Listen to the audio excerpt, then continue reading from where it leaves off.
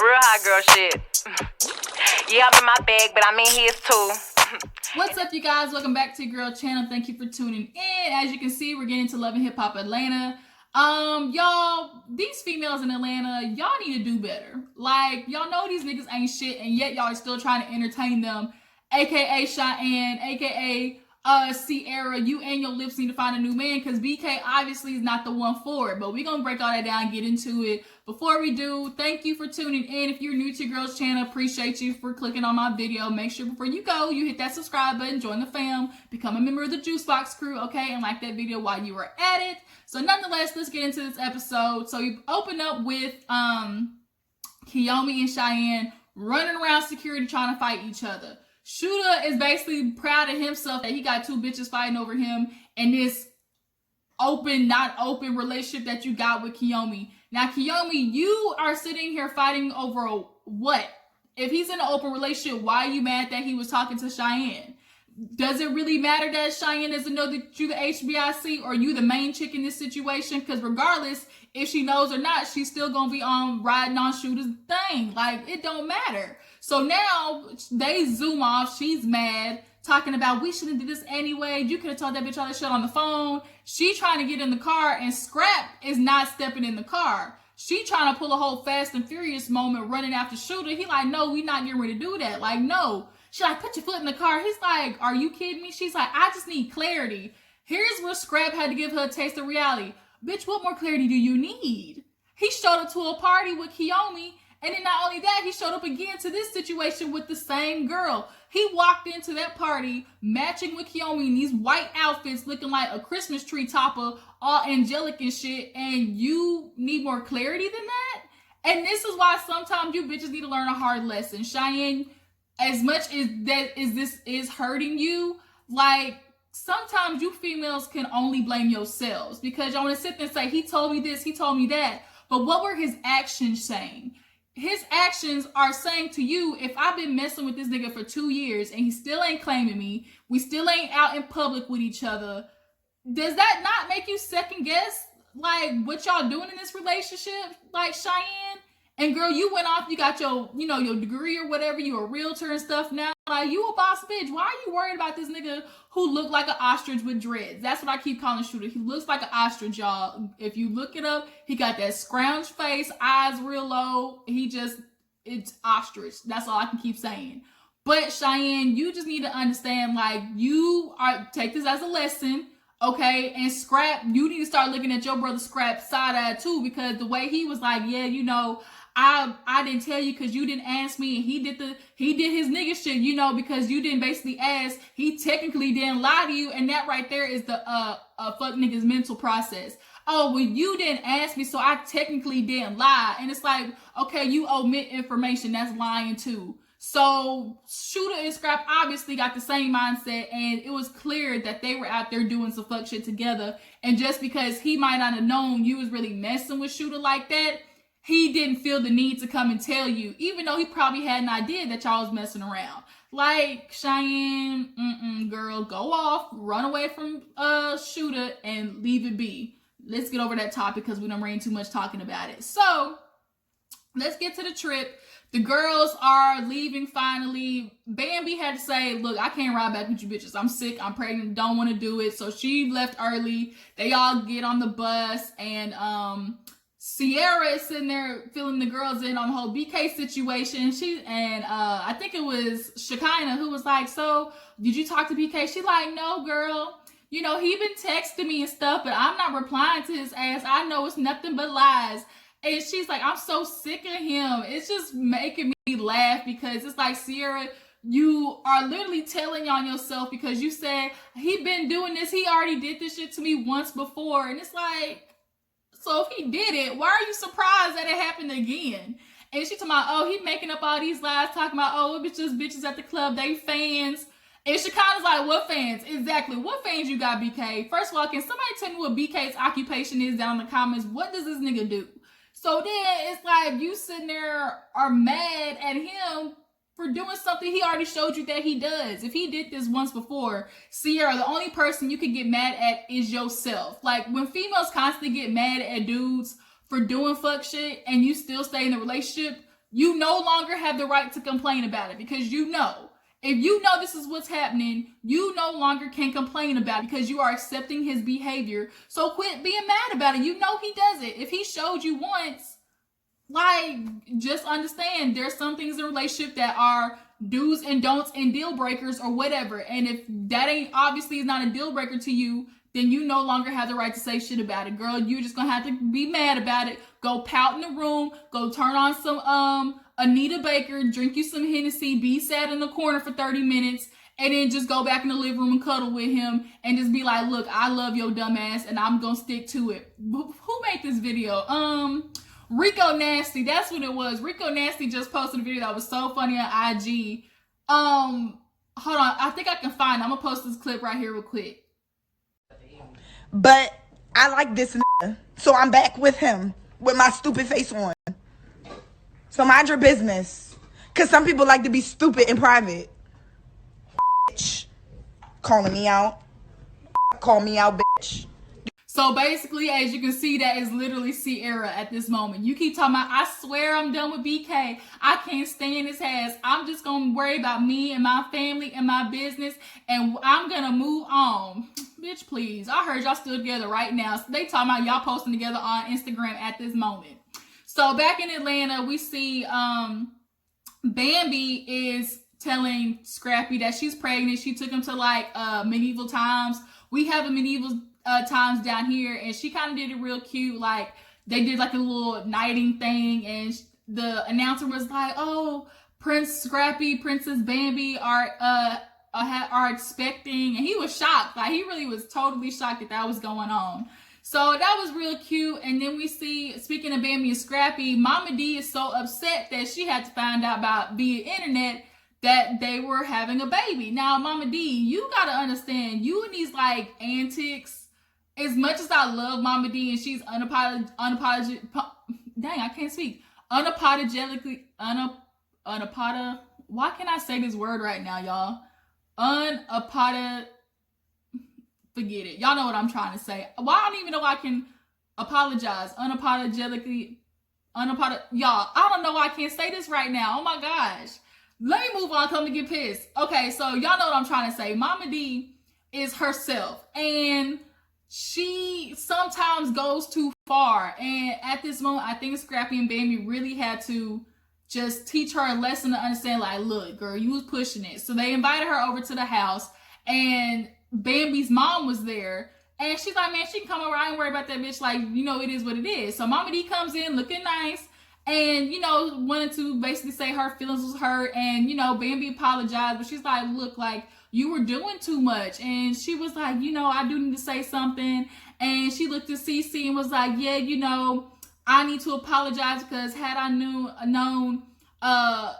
not did the human obituary or something like that, I would have known that this bitch walked on 4 legs. I would have took her to the pet cemetery. I said, Mama D, like, damn, we take 2 steps forward, 3 steps back. Why can't we all just get along? So now Cece pulls out this H-E-B Walmart waist bag and starts pulling out a voodoo doll, because I guess she's from Louisiana. She's like, that's okay, bitch. And she started poking, and she's like, you feel that, bitch? And so Mama D's walking off, and Scrap got to take her to another room, like, mama, like, enough is enough. Like, if y'all gonna be grandparents, y'all need to get this shit together. So then Bambi comes in. They kind of have a kumbaya moment, and she basically says, look, it's gonna take some time for me and Cece to get our relationship back right. So Sierra is talking to her friend Tiffany Fox, and she's basically explained to her what happened at the club, how BK was with all the bitches and stuff like that. And she's like, you know, I've been friends with Tiffany Fox for forever. I've known her for years. So I know she wouldn't lie to me. And so she's like, BK, on the other hand, he got his I know I can't trust him because of his history. And then they did that montage and ran back the footage. I just always remember that white girl talking about, yeah, every time I see him, of course, every time I see him, we having sex. And it's like, girl, Sierra, if you know that right there should have been the last moment that Sierra took that nigga, like, got any involvement with him. She should have cut it off after that. But no, in the meantime, talking about it, guess who come walking through the door? BK's ass with his Beijing beard. He comes in. She like, you broke into my house. And he's like, bitch, how I break in? I got the key. You breaking in. I told you to give me the key back. Why are you here? You are breaking and entering. He just looking at her like, girl. And it's like, Sierra, first of all, if he want the key back, he got to bring the key. And he got to go in the house. So then they, of course, fighting because she's like, you, BK, because you be on that, what's his name, Romeo, you be on that bullshit. That's why I can't stand you. Give me my key and leave me alone. You need to move on with your life. And she's like, matter of fact, don't even come to my daughter Paris' birthday. You don't need to be there. He like, I ain't want to go anyway. So it's like her and Tiffany like she started throwing the money on her. And while Tiffany was twerking, and it's like, girl, you making all this commotion on goodwill. You're gonna be sitting in the nigga dick tomorrow. Like, girl, miss me with that. So, like I said, y'all, Kendra is back. She is celebrating her bachelorette party. So they had this little moment where I guess Sierra was doing their makeup and stuff for the night. And of course, VH1 got to get their ads in. So they had CoverGirl put their makeup and stuff like that. I get, make your coin. So then they all start talking about, obviously Kendra and stuff like that. And then Carly was there. Kendra was like, yeah, even messy Carly is here. I just want to have a joyous occasion and stuff like that. Spice showed up. And what was funny, because Jock Mama, she looked like the quintessential project mama. Like, I don't know what I mean by that, but like, y'all know what I mean? When you have the idea of mama from the projects, like, that's what I picture, like, Jock's mama.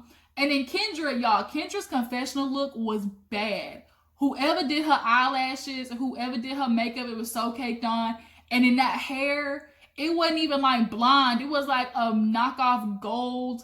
And it looked like ramen noodles, like a packet of ramen. You know how they curly all together? Her hair looked like a packet of ramen noodles. Girl, Kendra, sometimes you be on and then sometimes you be so off. Like, you be out of the ballpark, nowhere in it. Girl, you be on the football field. What is going on with that confessional look? Lord Jesus, somebody help her. And Jock's mama hair was bad. That looked like a goddamn 1999 wig from Beauty Supply. What is going on? Your son owns an actual hair salon and that's what you got on? Like, Jock, you deserve better than that. But then speaking of the mama, she talking about, I don't like that bitch right there, talking about Carly. And it's like, first of all, do you remember what your son did to Carly? Like, what did she did that's so bad that you don't like her? So then they all go out for the bachelorette party. They go to a place called Lips. It's like a drag show, whatever. It looked like it was real fun. But Kendra's mama, y'all, what is this? She just looking around, and Kendra knows she's uncomfortable because I guess she explains her mama is from a church, her little Bible thumping behind. Her brother's a pastor, I guess, like that. So this is out of her comfort zone. But it's like, if you knew that, you should have told your mama to stay home, because I can't stand people. If you gonna come, like, be open to it. And if you know you're not, don't sit there and try to ruin the moment. But I guess sit over the corner, have a sourpuss face. So then it's fun. They got Jock's music playing, the drag queens come out, stuff like that. They had a good old time. And Carly was talking to Spice about, or Shekinah about, I just hope, he changed. Some men, they just love the attention from women. They just can't help themselves. And Shekinah just like, look, Carly, we're just gonna hope for the best. People can change. She's like, yeah, people can change. Jock can't. And I'm like, sometimes you gotta take people for what they show you they are. Like, Jock got, 8, 10 motherfucking kids. Like, the nigga got a habit. And speaking of, I wonder how Kendra's mom took it when she said that she was in a relationship with Jock, especially being such a religious woman. Like, I am sure the mama had some anxiety about that when she heard her daughter, who is a lawyer, and Kendra a lawyer, her daughter who's successful and a lawyer, like, getting with Jock. Like, Jock, you are fortunate because you definitely got a woman with Kendra. But then again, it's like, when she start demanding stuff out of you that real women do, niggas like you who ain't used to it go out to their old ways. And I just see it happening. Jocille. But yeah, they had a good old time. It was whatever. So then we get to Sierra's daughter's birthday party. She's turning 15. Sierra feels like because her daughter's been through so much at school and stuff, like, she deserves to get spoiled. So all the people are sitting there, and Sierra is explaining to the girls what's going on with BK. She's like, yes, oh my God, y'all, he's just so too much. He broke into my house. And when she said that, I was like, bitch. And they was like, oh my God. She's like, yeah, he came in with the key, just entered himself. They were like, bitch, you being dramatic, girl. He can't break in with no damn key. Shekinah made me laugh. Like, I love Shekinah, y'all, because she is just like, she keep it straight shooter. And speaking of shooter, guess who come walking out? Here comes Shooter and his little ostrich face behind, talking to Sierra. And when they get pulled over to the side to talk, Shekinah over there like, oh, yeah, just look at them. Look how cute they are. I really wish Sierra would have worked it out. And then she starts screaming, why can't you just get it right, Shooter? Why can't you act right? Because Sierra over there looking like a Barbie. She love you. You know you love her. And the minute she was like saying that, it's like, girl, Shekinah, sometimes females make me so sick because your advice to women is to try and make shit work with a dude who ain't worthy of her. And I get it's like y'all should be like, oh, for the kids, make it work, or oh, for the relationship, like every relationship's gonna go through its troubles. But no, the trouble should not be the fact that I gotta be putting up with the fact that you are constantly cheating on me and doing disrespectful shit. Like that should not be one of the things that I tolerate for a relationship. Things I can tolerate is, okay, sometimes I get annoyed that you forget to do the dishes, or that you forgot to take the kids to basketball practice. Like, those are things that you can work through, or that you got poor management skills, like time management. But disrespect and getting cheated on is not something you're supposed to work through. Okay? Stop doing that shit. Stop advising your girlfriends to put up with that.